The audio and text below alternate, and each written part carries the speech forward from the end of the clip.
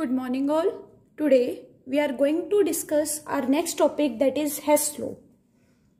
For this, let us imagine a reaction in which A gives B. Now for this reaction, let us say the heat absorbed or released is equals to delta H. Now let us imagine this reaction is taking place through C. Means A first has given C, then C gives B. Means the same reaction is taking place in two steps.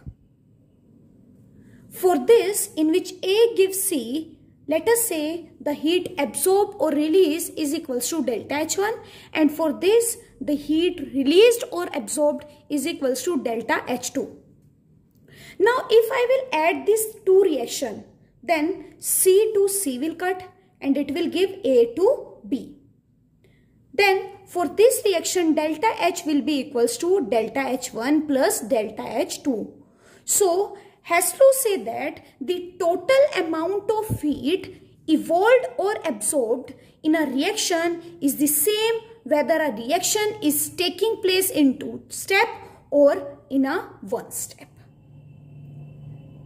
For example, take carbon react with half of O2 gives CO gas, and CO react with half of O2 and gives CO2. For this, delta H is equals to minus X, and for this delta H is equals to minus Y.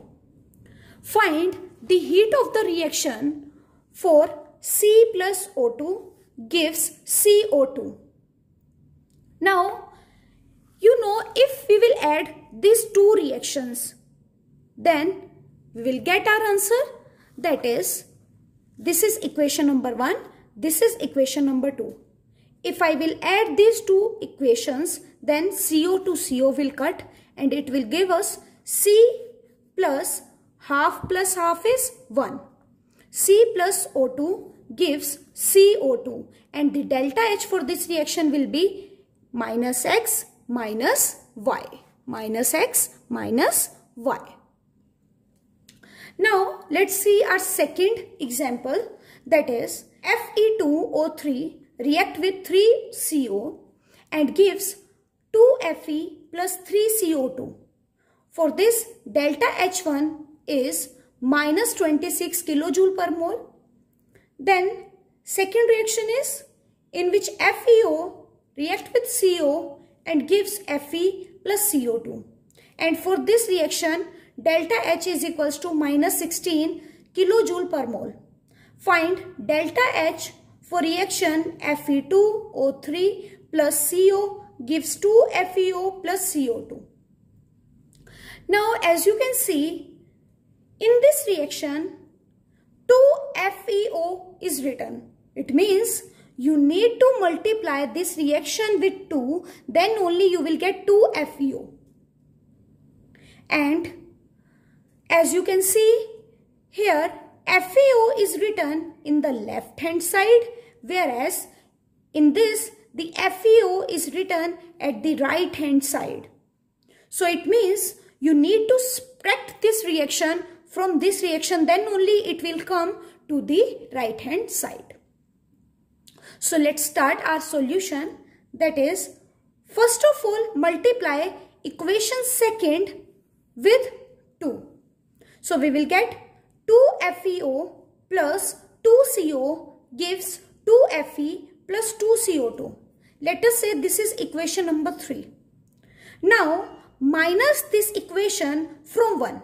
First equation is Fe2O3 plus 3CO gives 2Fe plus 3CO2.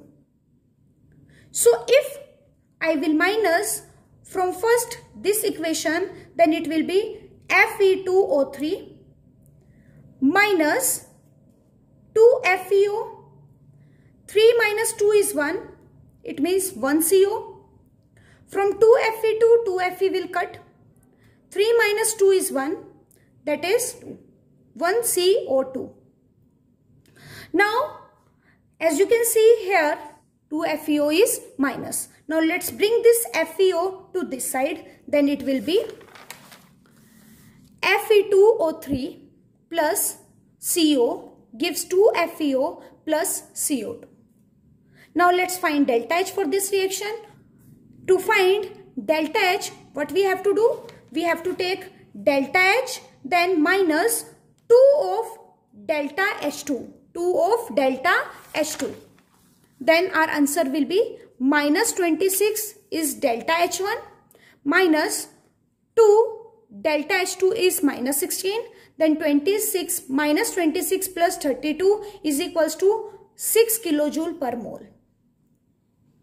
Now let us see the next question. Find the enthalpy of reaction, that is C2H6 plus 7/2O2 gives 2CO2 plus 3H2O, and you have to find the delta H if the enthalpy of the formation of C2H6, CO2 and H2O are minus 20 kilojoule per mole, minus 90 kilojoule per mole and minus 70 kilojoule per mole. Heat enthalpy of formation of these three has been given to you and you need to find delta H. So with the enthalpy of formation, we will write the equations. So first equation is when carbon react with hydrogen, it will give C2H6. To balance it, I have written 2 here and 3 here. And delta H1 for this reaction is minus 20 kilojoule per mole. And carbon dioxide will form when carbon react with oxygen. Then delta H for this reaction is minus 90 kilojoule per mole. And for the formation of H2O, when H2 react with half of O2, it will give H2O. And delta H for this reaction is minus 70 kilojoule per mole. Now, let us see what we need. In this reaction, we need 2CO2. Means CO2 is written in equation number 2. So, this reaction need to multiply with 2. If we want 2 CO2, then we need 3 H2O. H2O is present in third equation. And 3 H2O we will get when we will multiply this equation with 3. And we need C2H6 which is present in equation number 1. But here in equation number 1 it is written at the right hand side and in the find equation it is written in the left hand side. It means we need to subtract this equation, then only we can bring it to the left hand side. So let's apply all the functions. First of all, multiply equation 2 by 2 and equation 3 by 3 and then minus first equation. So if I will multiply equation number 2 by 2, then we will get 2C plus 2O2 gives 2CO2. Now multiply equation number 3 with 3. Then we will get 3H2 plus 3 by 2O2 gives 3H2O. Now let's add these equations.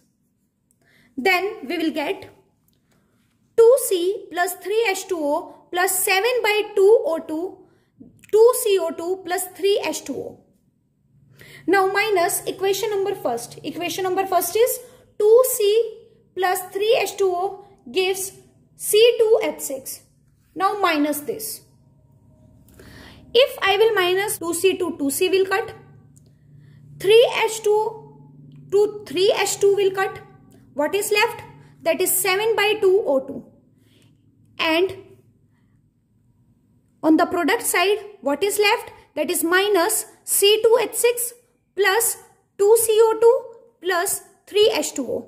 Now let's bring this 2C2H6 this side. Then it will be C2H6 plus 7 by 2O2 gives 2CO2 plus 3H2O. Now let's find delta H. We have multiplied second equation with 2 and the delta H for second equation was minus 90. So 2 multiply minus 90 plus we have multiplied third equation with 3. So 3 into minus 70. Then we have subtracted equation number 1. It means it will be minus 20. So 2 into 90 is minus 180. 3 into 70 is 210. And minus minus plus, that is 20. Delta H will be equals to minus 370 kilojoule per mole. I hope you have understood this. This is the way which you have to do in your CBSE. But if the same question comes in IIT and JEE, then which formula you will apply? In case of formation, you will find delta H by summation of enthalpy of product minus summation of enthalpy of reactant. Means, now as you can see, in this product side, what is there? That is 2CO2 plus 3H2O. So what I will write, that is 2 into what is the enthalpy of formation of CO2? That is 90. So 2 into minus 90. Then plus 3. What is the enthalpy of formation of H2O? That is minus 70. So 3 into minus 70. Then minus. Now let's come to reactant side. Then it will be 1 C2H6. What is the enthalpy for formation of C2H6? That is minus 20. So 1 into minus 20 and 7 by 2, 0. Because oxygen is present in its natural state that we have already discussed. So 2 into 90 is 180. 3 into 70 is minus 210. Then minus minus plus 21s are 20. So when we will solve this, we will get minus 370 kilocalorie or kilojoule per mole. So this is the way you can do in IIT and JEE. Now if heat of combustion is given to you in the question, then you will apply delta H is equals to summation of enthalpy of reactant minus summation of enthalpy of product. Reactant minus product. In case of formation, there is product minus reactant. This is the only difference. Now, let's talk about second law of thermodynamics. So, before starting with the topic, let us discuss about the limitations of first law. As you know, first law said us that energy is conserved. Means energy can neither be created nor be destroyed. But it can convert from one form to another. That means heat can flow from high temperature to low, and also heat can flow from cold temperature to hot temperature. But you know this cannot happen. Means heat cannot flow from cold object to hot object. Which means the first law of thermodynamics doesn't tell about the direction of flow of heat. Direction of flow of heat. Second limitation, it does not provide any information about the feasibility and spontaneity of the process. That is, whether the process is possible or not. This is the second limitation. Third limitation is conversion of total heat into work. According to first law, total heat will be converted into work. But we know this cannot happen because it is impossible to convert total heat into work. For example, you are driving a car and you have applied a brake. Now, heat will be generated due to friction. Now, can you convert total heat generated into the useful work? No, it cannot be converted. So, first law doesn't give any idea about this. So, these were the limitations of first law. Means it doesn't provide any information about the spontaneity and feasibility of the reaction. And to prove this, second law comes into role. So first of all, let us discuss about the spontaneous and non-spontaneous processes. Spontaneous process is that process that which has tendency to occur by itself, which has a tendency to occur by itself, or which has a tendency to occur by the proper initiation, or which can occur under given condition. Which can occur under given condition. For example, you know evaporation. Evaporation can occur by itself. So it is a spontaneous process. Or if you want from carbon a carbon dioxide, then you need to heat a carbon in the presence of oxygen. Then only you will get carbon dioxide. Means heating is required. A proper initiation, only initiation is required. Then the reaction will be taking place by its own. So it is a spontaneous reaction. Or provide a given condition to any reaction. Then also it can be taking place by its own. Now let's talk about non-spontaneous reaction or non-spontaneous processes. The process which has no tendency to occur by its own.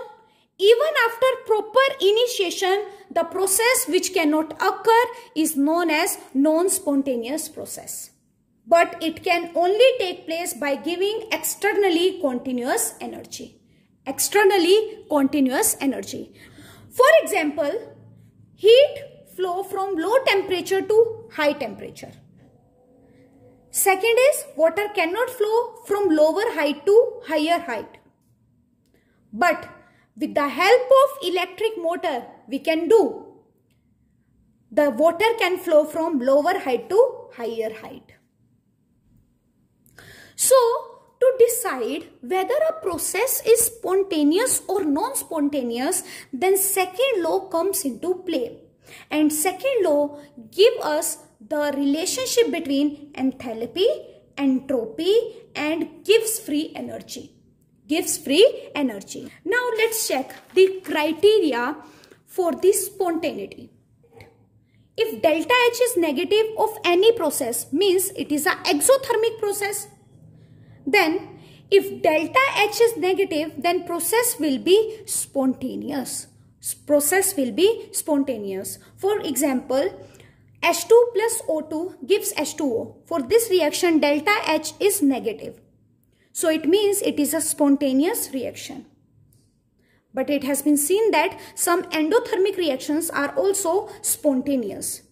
For example, ice to water, delta H is positive. For example, ice to water. For this reaction, delta H is positive. Because heat will absorb, then only ice will convert into water. And the reaction whose delta H is equals to 0 is also a spontaneous process. For example, when acid react with alcohol, it gives ester plus H2O. For this reaction, delta H is equals to 0 and it is also a spontaneous process. So, we cannot judge the spontaneity of the reaction if delta H value is negative. Now, let's see the second criteria. Second criteria is entropy, or you can say change in entropy. Entropy means the tendency to acquire the maximum randomness disorder. Maximum randomness disorder. As you all know, any system on its own try to go from low probability to high probability, means from orderness to disorderness.